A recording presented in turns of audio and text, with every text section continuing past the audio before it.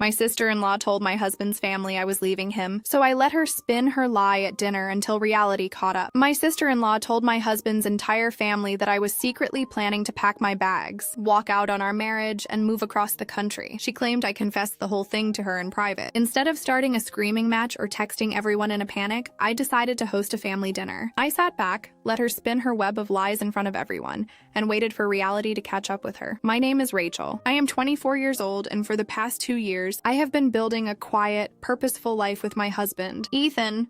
We married young, straight out of university, and we knew that the early years of our marriage would require sacrifice. We didn't have a safety net, nor did we inherit property or business connections. We rented a modest apartment close to the city center, packed our own lunches, and focused entirely on our professional milestones. Ethan worked as an architectural draftsman, spending long hours hunched over blueprints, while I dedicated myself to completing my advanced nursing credentials at the regional hospital. We were a team, completely synchronized, operating on transparency and mutual respect, or at least that was the reality within the walls of our home. Outside of it, a completely different narrative was being constructed by Ethan's older sister, Brooklyn. Brooklyn is 25, just a year older than me, but she carries herself with an intense, restless envy that has defined our relationship from the moment Ethan introduced us. While Ethan and I were focused on steady, long-term stability, Brooklyn constantly bounced between short-lived social circles and community projects, always desperate to be seen as the most accomplished, worldly, and interesting person in the room. When Ethan and I got married without a lavish, expensive reception, Brooklyn publicly labeled it unfortunate and spent the next 2 years subtly treating me like an outsider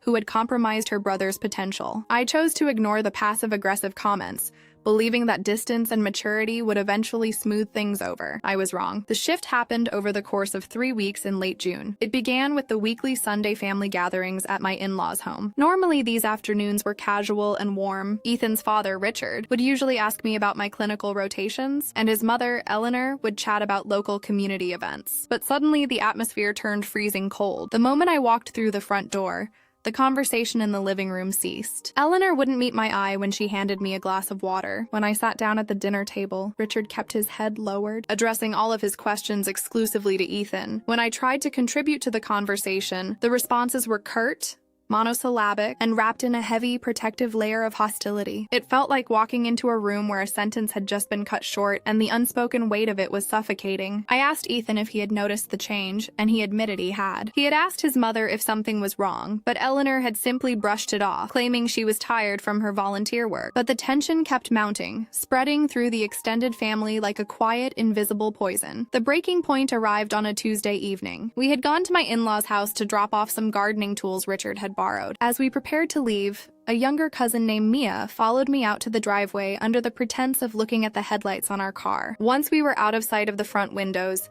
Mia grabbed my arm, her eyes wide with anxiety. She asked me in a frantic whisper if it was true. When I asked her what she was talking about, Mia revealed the devastating rumor that had been systematically dismantled my reputation over the last 20 days. Brooklyn had been systematically calling every aunt, uncle, and cousin in the family network with what she called a heartbreaking, confidential crisis. Brooklyn told everyone that I had approached her in absolute secrecy, weeping and confessing that I was profoundly unhappy in my marriage. According to Brooklyn, I was actively interviewing for high-paying positions in California, had already secured an apartment on the West Coast, and was planning to abruptly pack my bags and abandon Ethan the exact week the summer ended. Brooklyn had explicitly told the family that I begged her to keep it a secret because I didn't want Ethan to find out until I was gone. It was a flawless, terrifyingly calculated lie. By framing it as a private confession that she was forced to share out of loyalty to her brother, Brooklyn had successfully turned the entire family against me. They weren't angry at me for leaving. They were furious because they believed I was a deceitful, cold-hearted fraud who was actively plotting to humiliate their son. When I walked back to our car, my hands were shaking with a mixture of disbelief and cold fury. I sat in the passenger seat, looked at Ethan, and repeated every single word Mia had just told me. Ethan stared at the steering wheel,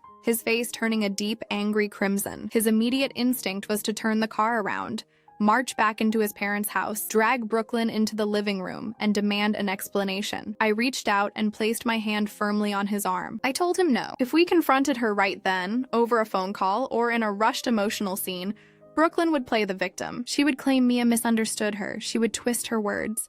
She would cry and she would say she was just looking out for Ethan's well-being based on signals I had given. The family would see a chaotic, emotional argument and the doubt would linger forever. I didn't want a messy confrontation. I wanted absolute exposure. I needed Brooklyn to stand in a room filled with the people she had lied to, double down on her fabricated story with absolute confidence, and then let reality collapse entirely on top of her. We spent the next 48 hours planning the counter strategy. Ethan and I agreed that this conflict could not be resolved through defensive arguments or emotional pleading. We needed the resolution to be absolute, professional, and undeniable. We decided to host a formal family dinner at our apartment that Friday evening. We extended the invitation to Richard, Eleanor, several of the prominent aunts and cousins who had received Brooklyn's phone calls, and most importantly, Brooklyn herself. We framed the gathering as a celebration of a major career milestone I had recently reached at the hospital, a detail that I knew would act as the perfect bait for Brooklyn's competitive nature. When Friday evening arrived, the atmosphere inside our small apartment was incredibly tightly wound. I spent the afternoon preparing a traditional multi-course meal, ensuring every detail was immaculate. I wanted the setting to be calm, grounded, and entirely structured. As the guests arrived, the underlying awkwardness was palpable. Eleanor walked in with her shoulders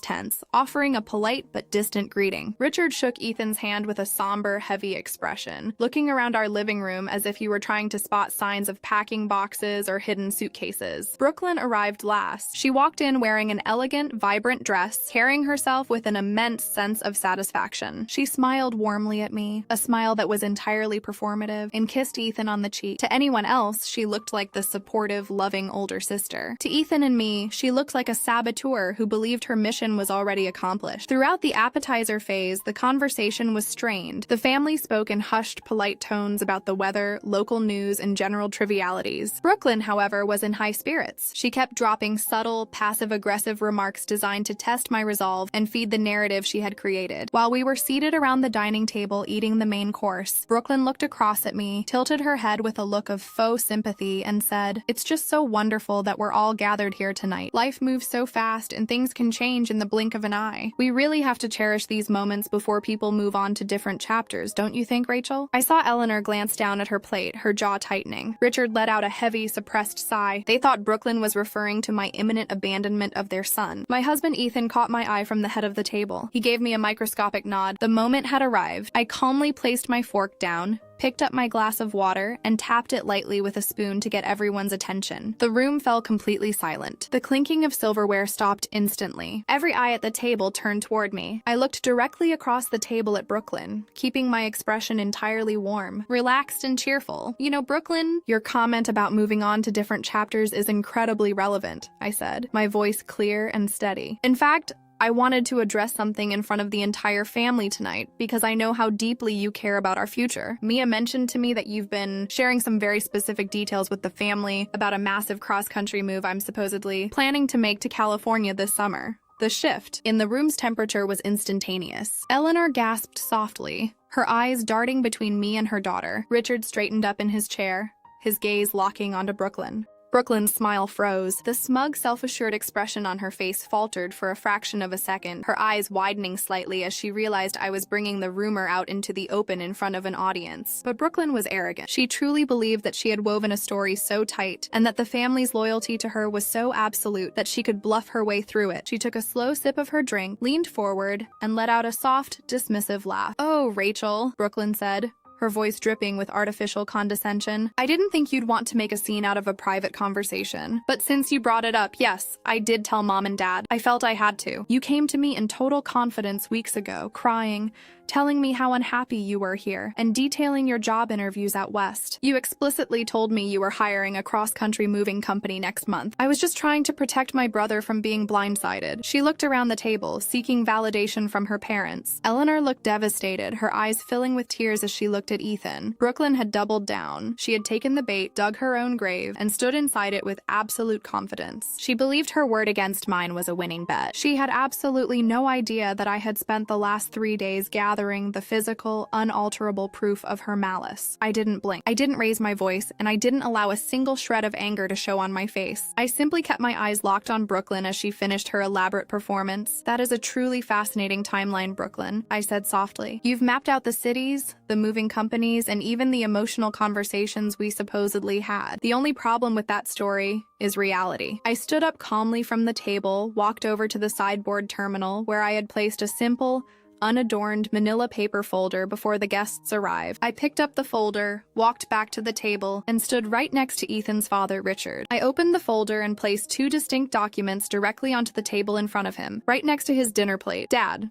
I said, addressing Richard directly, "Brooklyn claims that I have spent the last month secretly planning to break my lease, abandon my husband, and move to California. I want you to look at the physical documents in front of you." Richard adjusted his glasses and picked up the first document. It was the official physical lease renewal contract for our current apartment. The document was dated exactly 48 hours prior, bearing the verified ink signatures of both Ethan and myself, along with the physical stamp of the property management office. It was a legally binding commitment that locked us into our current home for the next 24 months, complete with a massive financial penalty clause for early termination that neither of us could ever afford. Before Brooklyn could even open her mouth to speak, I pointed to the second document in the folder. "And this," I continued, my voice echoing clearly in the silent room, "is my official employment contract extension with the regional hospital right here in the city. I signed it last week. As you can see on page 3, this specific senior nursing track includes a mandatory 3-year local residency clause. If I were to move out of the state, the contract is instantly voided,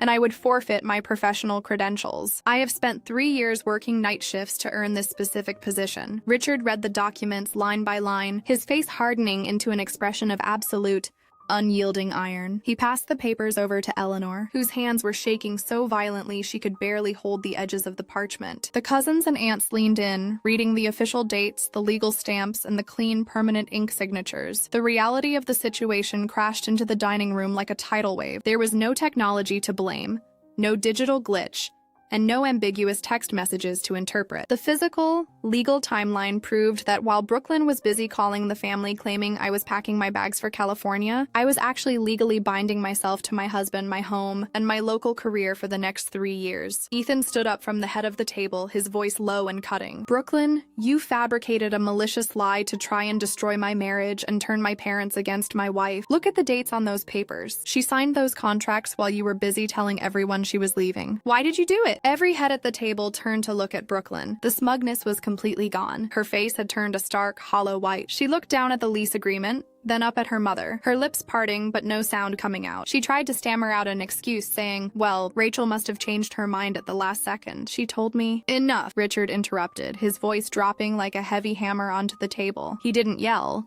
but the sheer weight of his disappointment was absolute. "The documents are dated weeks ago, Brooklyn. You lied to us. You lied to your mother, you lied to your cousins, and you tried to break up your brother's home out of pure spite. Get out of this house." Eleanor covered her face with her hands, refusing to look at her daughter. The aunts and cousins sat in stunned, embarrassed silence, completely horrified that they had allowed themselves to be manipulated by Brooklyn's gossip. Brooklyn realized there was absolutely no escape. She stood up so fast her chair scraped loudly against the hardwood floor. She grabbed her handbag, refused to look at anyone, and walked out of our apartment, slamming the front door behind her. The dinner didn't end there, but the atmosphere completely shifted. Eleanor spent the next hour weeping, holding my hands and begging for my forgiveness for ever doubting my loyalty to her son. Richard sat with Ethan and me, deeply apologetic, promising that the family would never allow Brooklyn's toxicity to interfere with our lives again. Since that evening, the family dynamics have been permanently restored, but with a new boundary. Brooklyn has been completely and officially excluded from all family holiday planning, Sunday dinners, and milestones. She remains isolated on the periphery of the family network,